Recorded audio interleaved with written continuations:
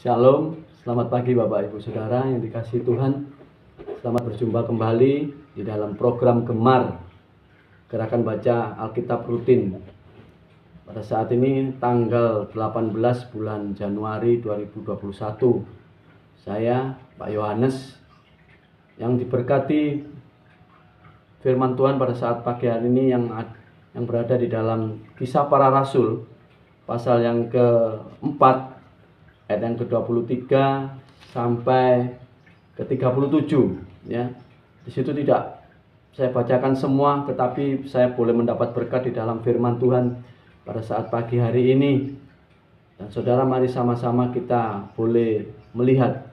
Saya bisa petik beberapa ayat di dalam Kisah 4 ayat yang ke-23 sampai 37. Di situ saya bacakan di mana perjalanan para rasul pada saat itu, yang ketika Tuhan Yesus sudah terangkat ke surga, mereka diberikan tanggung jawab yang luar biasa oleh Tuhan. Ayat yang ke-25, Kisah 4 ayat yang ke-25, di situ dikatakan, dan oleh Roh Kudus dengan perantara hamba-Mu Daud, Bapa kami, Engkau telah berfirman, mengapa rusuh bangsa-bangsa, mengapa suku-suku bangsa mereka-reka perkara yang sia-sia. Ayat 26, raja-raja dunia bersiap-siap dan para pembesar berkumpul untuk melawan Tuhan yang diurapinya.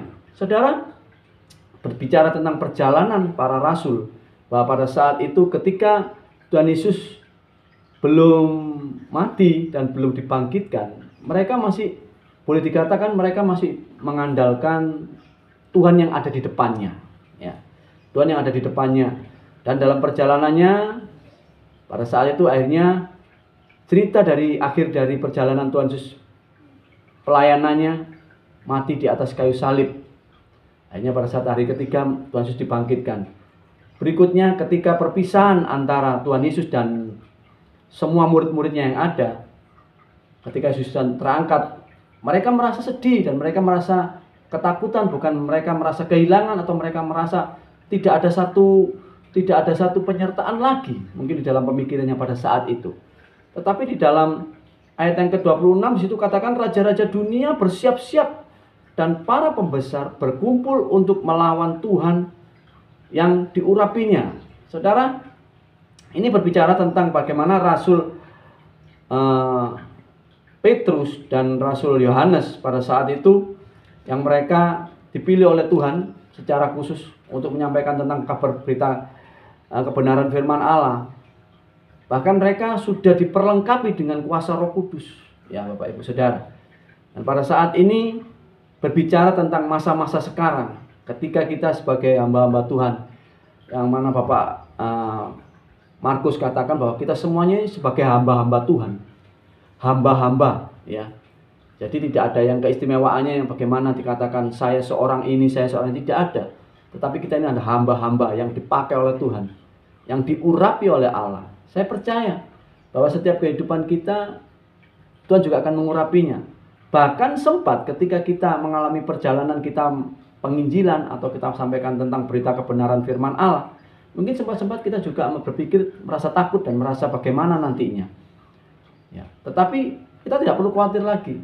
Sebelum Allah naik ke surga, Tuhan sudah pernah berkata, Tuhan Yesus, aku akan kirim roh penolong, yaitu kuasa Roh Kudus. Di dalam kehidupan kita, ketika kita sampaikan kebenaran firman Allah, ketika kita sampaikan kabar tentang kabar baik, yaitu tentang kematian Tuhan Yesus dan bangkit pada hari yang ketiga dan naik ke surga, dan kebangkitannya itu membawa kemenangan di dalam kehidupan kita, itu adalah satu kelengkapan di dalam kehidupan kita untuk menyampaikan kabar kebenaran. Roh Kudus yang diberkali di dalam kehidupan kita untuk kita berkata sesuai dengan amanat agung Tuhan Yesus, pergi, jadikan seluruh bangsa ini muridku dan baptislah mereka dalam nama Bapa, Anak dan Roh Kudus. Ini Roh Kudus yang dibekali. Tuhan memberikan pembekalan Roh Kudus yang luar biasa. Oleh sebab itu secara intelektual kita diberikan kepandaian, tapi secara kepandaian kita hanya terbatas untuk berkata-kata. Tetapi Roh itu yang membawa kita dan kita lebih dituntun lagi setiap perkataan. Ada pertanyaan yang muncul, kita bisa katakan sesuatu. Ada sesuatu hal yang bertanya-tanya, kita bisa menjawab. Roh itu yang membawa. Saudara, ayat yang ke-29, Dan sekarang ya Tuhan, lihatlah bagaimana mereka mengancam kami, dan berikanlah kepada hamba-hambamu keberanian untuk memberitakan firman. Sempat mungkin Rasul Petrus dan Yohanes itu sempat secara manusia lahiriah mereka ketakutan. Tetapi roh itu yang membawa. Tuhan tetap tidak pernah melepaskan setiap orang yang selalu berseru mohon pertolongan pada Tuhan. Tuhan tidak akan pernah membiarkan. Tuhan selalu terus menggandeng. Tuhan selalu terus ada di dalam kehidupan kita. Ya, ketika kita berkata, ketika kita sampaikan sesuatu, saat-saat ini kita butuh bahwa Tuhan ada di pihak-pihak kita. Amin Bapak Ibu Saudara. Dan kita percaya bahwa orang yang selalu mengandalkan Tuhan, Tuhan tidak akan pernah membiarkan. Ketika kita dihadapkan dengan satu sisi masalah-masalah yang menghimpit di dalam kehidupan kita, kita tidak akan pernah ditinggal diam oleh Tuhan. Tuhan akan campur tangan. Di dalam perjalanan penginjilan, di dalam perjalanan Rasul Yohanes dan Rasul Petrus ini, itu adalah satu tanggung jawab yang luar biasa.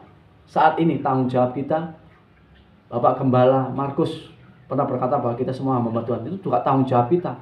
Bukan berkata ketika ada masalah, ketika ada sesuatu hal, oh itu kan tugasnya hamba Tuhan, itu kan tugasnya si A si B. Tidak, tetapi kita semua sama-sama adalah hamba Allah, hamba Tuhan. Nah, Gembala agungnya siapa? Yaitu Tuhan Yesus sendiri. Kita semuanya di mata Tuhan sama, satu sama lain. Saudara, perlu saya beritahukan bahwa masa-masa sekarang sangat pentingnya bahwa kita mendekat diri pada Tuhan, yaitu erat dengan kuasa Roh Kudus. Bagaimana kita bisa menerima kuasa Roh Kudus? Yaitu intim dengan Tuhan.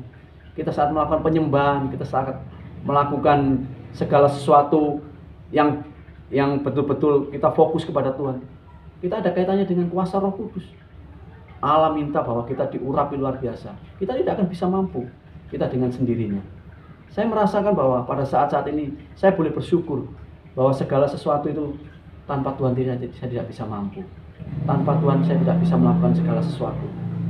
Oleh sebab itu Bapak Ibu Saudara, perlu saya tekankan kembali, di dalam perjalanan beberapa murid Tuhan Yesus pada saat menyampaikan kabar berita kebenaran Injilnya, mereka semuanya tergolong orang-orang yang, ada orang yang pintar, ada orang yang memang di bawah minim, tetapi Tuhan pakai semuanya.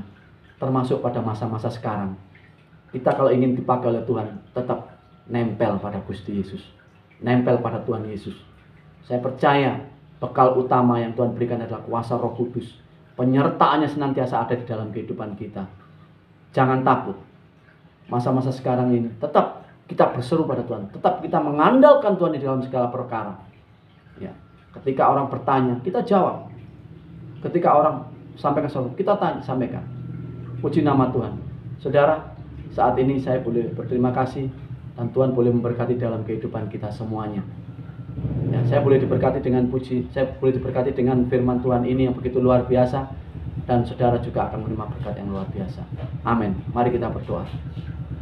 Bapa, kami bersyukur pada saat pagi hari ini Engkau telah memberkati kami dengan kebenaran firman Allah.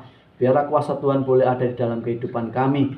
Mari Tuhan pakai setiap kami terus, dan sebentar kami akan melakukan aktivitas di dalam segala sesuatu yang kami lakukan. Biarlah berkenan di hadirat Tuhan. Tuhan, kami percaya hanya kepada Tuhan kami serahkan semuanya. Terima kasih Bapa, di dalam nama Yesus kami sudah berdoa. Haleluya. Amin.